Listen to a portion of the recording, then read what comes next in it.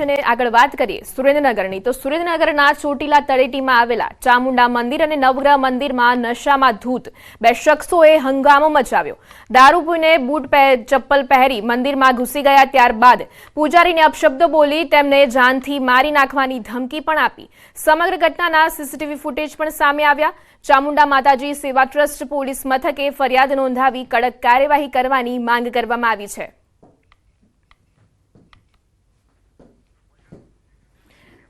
પૂજારીને અપશબ્દો બોલી મારી નાખવાની ધમકી આપવામાં આવી છે। સમગ્ર ઘટનાના સીસીટીવી ફૂટેજ સામે આવ્યા છે અને સમગ્ર મામલે પોલીસે ફરિયાદ નોંધાવી છે। અમદાવાદમાં વસતા કેરળ સમાજની સ્ત્રી શક્તિ વિંગે મહિલા દિવસ અંતર્ગત કાર્યક્રમ યોજો, જેમાં મેયર પ્રતિભા જૈન અને ઉત્કર્ષ ચેરિટેબલ ટ્રસ્ટના રેખા અધ્યાર ઉપસ્થિત રહ્યા। કાર્યક્રમમાં 2 સેશન રખાયા। વુમન એમ્પાવરમેન્ટને લઈને મહિલાઓએ જાગૃત કરવામાં આવી। અમદાવાદમાં મૂળ કેરળના 6000થી વધુ પરિવાર વસવાટ કરે છે, જેમાંથી જરૂરિયાતમંદ મહિલાઓને સમાજની સ્ત્રી શક્તિ વિંગ અનેક રીતે મદદ કરે છે।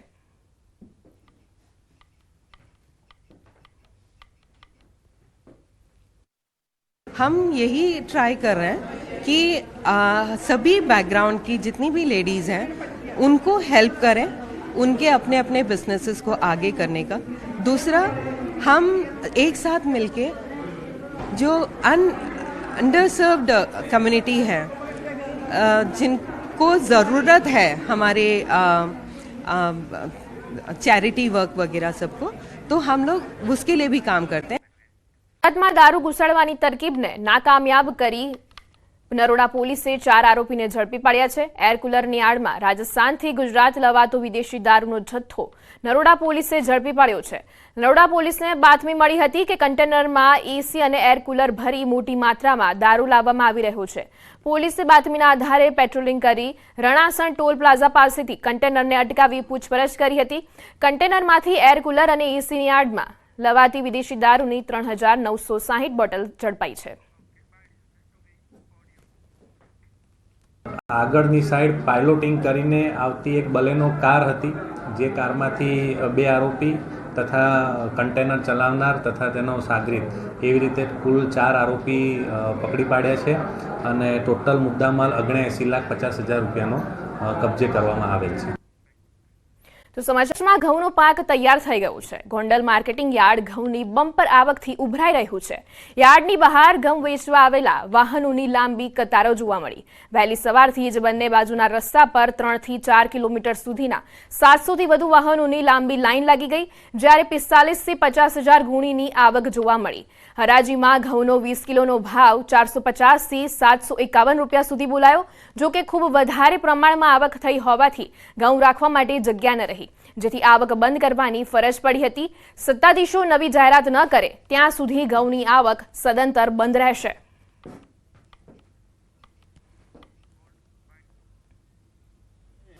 જે રીતે સૌરાષ્ટ્રના તમામ ખેડૂતોને ગોંડલ માર્કેટિંગ યાર્ડ ઉપર ભરોસો છે, એની પાછળનું મૂળ કારણ એ છે કે ખેડૂએ મહા મહેનતે પકાવેલા પોતાના માલનો ભાવ અહીંયા સારો આવે છે। એ ઘઉંની આવક 45 થી 50,000 ગુણીની બમ્પર આવક થઈ હતી, જ્યારે ખેડૂતોને ઘઉંના ભાવ 450 રૂપિયાથી લઈ અને 751 રૂપિયા સુધી ભાવ બોલાણો હતો।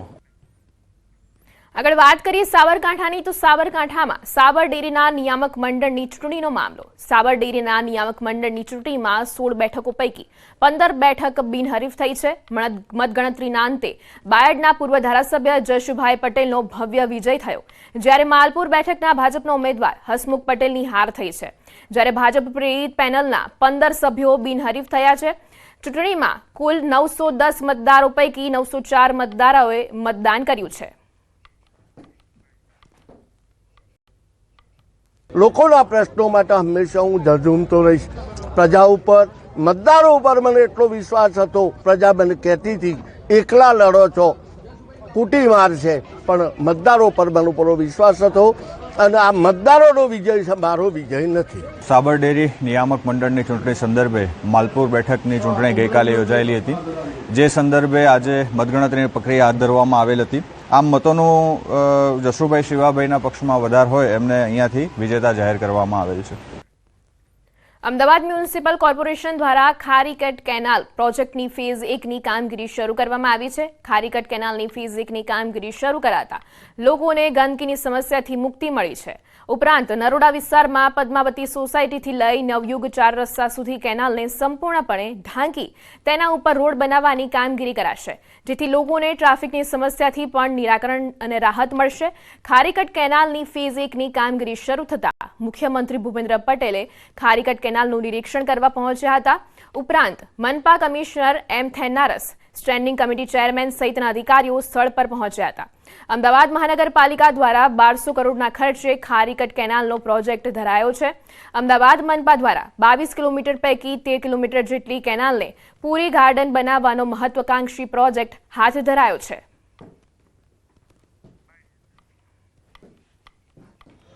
કેનાલ રિનોવેટ થઈ છતાં બી અમારે મચ્છરનો ને ગંદકીનો બહુ જ ત્રાસ હતો. ગટરનું પાણી બી બહુ છોડતા ને અત્યારે હવે આ રોડ થતાં અમારે સારું એવી વ્યવસ્થા થઈ ગઈ. ગંદકી બી નીકળી ગઈ. ગંદકી ખૂબ જ થતી હતી. પબ્લિક જ્યાં ત્યાં એઠવાડો નાખીને જતી રહેતી હતી. આ ગુજરાત સરકારનું બહુ સારું એવું પ્લાનિંગ છે અને આ પ્રોજેક્ટ અમને ખૂબ જ ગમ્યો, કારણ કે અમારે અહીંયા બહુ સરસ એવી ચોખ્ખાઈ થઈ ગઈ. હા, હવે પાણી ભરાઈ બહુ જતું હતું, હવે નહીં ભરાય. હવે સારું એકદમ ક્લીન લાગે છે. પહેલાં તો બહુ ગંદકી થતી હતી અને ગમે ત્યાં બધા એઠવાડે, ખરેખર કેનાલ આગળ તો બહુ જ એઠવાડ હતો. હવે એકદમ ક્લીન થઈ ગયું છે અને સારું લાગે છે, ડેવલપ છે, દેખાય છે, વિકાસ થઈ રહ્યો છે. લગભગ 1200 કરોડના ખર્ચે આ રોડ ડેવલપ થશે અને નીચેથી જે 2 પ્રિકાસ્ટ બોક્સ છે એની અંદર ઇરિગેશનનું પાણી, એટલે કે ગટર કે કેમિકલ વગર કોઈ પણ જાતનું પાણી એની અંદર ખેડૂતોને પાછળ શુદ્ધ પાણી મળે એ પણ આયોજન છે. આ સંપૂર્ણ રીતે અભ્યાસ કરી અને કેનાલ બનાવવામાં આવેલી છે. ટોટલ 13.7 કિલોમીટરનો આ રોડ અહીંયા આની ઉપર 100 ફૂટનો રોડ બનશે.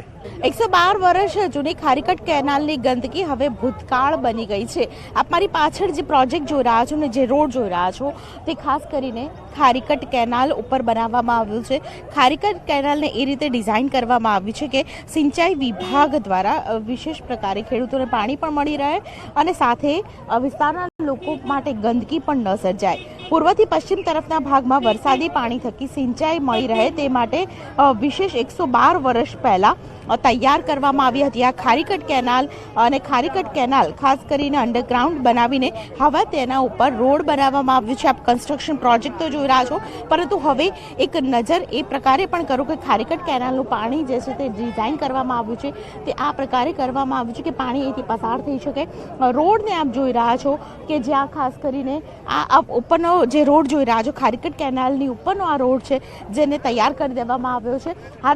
પ્રથમ તબક્કામાં 2 કિલોમીટર જેટલો રોડ છે તે તૈયાર કરવામાં આવ્યો છે. લગભગ 13 કિલોમીટર જેટલો રોડ છે તે તૈયાર આગામી સમયમાં કરવામાં આવશે અને જે દરમિયાન લોકો માટે જે સૌથી માથાનો દુખાવો હતો પ્રદૂષણ, તેનો અંત આવી જશે. કેમેરા પર્સન નિલેશ સોસા સાથે દીપિકા ખુમાણ, ન્યૂઝ 18 ગુજરાતી, અમદાવાદ. ભાવનગરના શેત્રુંજી ડેમનું પાણી ઓવરફ્લો થઈ દરિયામાં વહી જતું અટકાવવા ચેકડેમની માંગ કરવામાં આવી છે. ભાવનગરના પાલીતાણામાં આવેલા શેત્રુંજી ડેમનું પાણી સિઝનમાં 4 થી 5 વખત ઓવરફ્લો થાય છે અને લાખો હજારો ગેલન પાણી દરિયામાં વહી જાય છે. ત્યારે આ પાણીને વહી જતું રોકવા માટે માંગ કરી છે અને આ મામલે અનેક વખત વિધાનસભામાં રજૂઆત કરી છે. શેત્રુંજી નદીના સરતાર પાસે ચેકડેમ બનાવવાની માંગ ઉઠી છે. શેત્રુંજી ડેમ 5 તાલુકાને પીવાનું અને સિંચાઈનું પાણી પૂરું પાડે છે. ખેડૂતનું કહેવું છે કે વહી જતું પાણી જો રોકવામાં આવે તો ખેતી અને સિંચાઈમાં ઉપયોગી બનશે તથા જિલ્લાના અનેક એવા ગામો છે જ્યાં પાણી નથી પહોંચતું ત્યાં પણ પાણી પહોંચાડી શકાશે અને લોકોને ખેતી તથા અન્ય ઉપયોગ માટે પાણીનો લાભ મળી શકશે.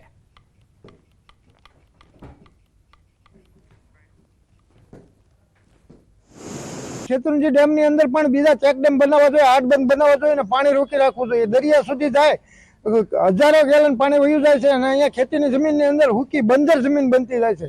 ખેડૂતોનો માટે આશરો છે શેત્રુંજી ડેમ બનેલો એનો અત્યારે હેતુ માર્યો ફરે છે. સરકાર ઈ પાણી જે વેડફાય છે ઈ ઉપલા ગામડાના ખેડૂતોને મળે તો સિંચાઈ શિયાળુ પાક લઈ શકે એવી સરકારે વ્યવસ્થા કરવી જોઈએ. ખોટું પાણી દરિયામાં જાય નહીં. શેત્રુંજી નદી પર 4 થી 5 ચેક ડેમ બાંધવામાં આવેલા છે, છતાં એમની સંગ્રહ શક્તિ થોડી ઓછી છે એટલે પાણી વધારાનું પાણી છે દરિયામાં જાય છે. આ પાણીને બચાવવા માટે હજુ પણ શેત્રુંજી નદી ઉપર નીચે ચેકડેમ બનાવવાની કાર્યવાહી ચાલુ છે. પાણીનો વેડફાટ અટકાવવા વધુ 3 ચેકડેમની માંગ કરવામાં આવી છે. સરકારના પાસે બંધ બનાવવા લોકોની માંગ ઉઠી છે. અનેક વખત લેખિતમાં રજૂઆત કરાઈ છે. ત્યારે શત્રુંજય ડેમનું પાણી અટકાવવા માટે ચેકડેમની માંગ કરવામાં આવી છે. સિઝનમાં ડેમ ઓવરફ્લો થતા દરિયામાં વહે છે અને જેના માટે પાણીનો વેડફાટ અટકાવવા વધુ 3 ચેકડેમની માંગ ઉઠી છે. સરકારના પાસે બંધ બનાવવા લોકોની માંગ ઉઠી છે. સૌરાષ્ટ્રમાં ઘઉંનો પાક તૈયાર થઈ ગયો છે. ગોંડલ માર્કેટિંગ યાર્ડ ઘઉંની બમ્પર આવકથી ઉભરાઈ રહ્યું છે. યાર્ડની બહાર ઘઉં વેચવા આવેલા વાહનોની લાંબી કતારો જોવા મળી. વહેલી સવારથી જ બંને બાજુના રસ્તા પર 3 થી 4 કિલોમીટર સુધીના 700થી વધુ વાહનોની લાંબી લાઈન લાગી ગઈ, જ્યારે 45 થી 50 હજાર ગુણીની આવક જોવા મળી. હરાજીમાં ઘઉંનો 20 કિલોનો ભાવ 450 થી 751 રૂપિયા સુધી બોલાયો. જો કે ખૂબ વધારે પ્રમાણમાં આવક થઈ હોવાથી ઘઉં રાખવા માટે જગ્યા ન રહી, જેથી આવક બંધ કરવાની ફરજ પડી હતી. સત્તાધીશો નવી જાહેરાત ન કરે ત્યાં સુધી ઘઉંની આવક સદંતર બંધ રહેશે.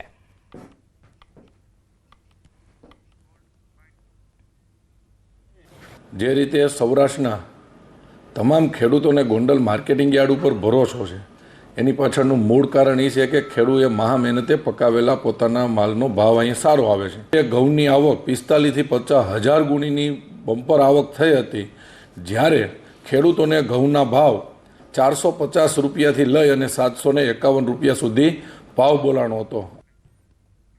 આગળ વાત કરીએ સાબરકાંઠાની, તો સાબરકાંઠામાં સાબર ડેરીના નિયામક મંડળની ચૂંટણીનો મામલો. સાબર ડેરીના નિયામક મંડળની ચૂંટણીમાં 16 બેઠકો પૈકી 15 બેઠક બિનહરીફ થઈ છે. મતગણતરીના અંતે બાયડના પૂર્વ ધારાસભ્ય જશુભાઈ પટેલનો ભવ્ય વિજય થયો, જ્યારે માલપુર બેઠકના ભાજપના ઉમેદવાર હસમુખ પટેલની હાર થઈ છે. જ્યારે ભાજપ પ્રેરિત પેનલના 15 સભ્યો બિનહરીફ થયા છે. ચૂંટણીમાં કુલ 910 મતદારો પૈકી 904 મતદારોએ મતદાન કર્યું છે. લોકોના પ્રશ્નો માટે હંમેશા હું ઝઝૂમતો રહીશ. પ્રજા ઉપર, મતદારો ઉપર મને એટલો વિશ્વાસ હતો. પ્રજા મને કહેતી હતી એકલા લડો છો, કૂટી મારશે, પણ મતદારો પર મને પૂરો વિશ્વાસ હતો અને આ મતદારોનો વિજય છે, મારો વિજય નથી. સાબર ડેરી નિયામક મંડળની ચૂંટણી સંદર્ભે માલપુર બેઠકની ચૂંટણી ગઈકાલે યોજાયેલી હતી. જે સંદર્ભે આજે મતગણતરીની પ્રક્રિયા હાથ ધરવામાં આવેલ હતી. આમ મતોનું જશુભાઈ શિવાભાઈના પક્ષમાં વધાર હોય એમને અહીંયાથી વિજેતા જાહેર કરવામાં આવેલ છે.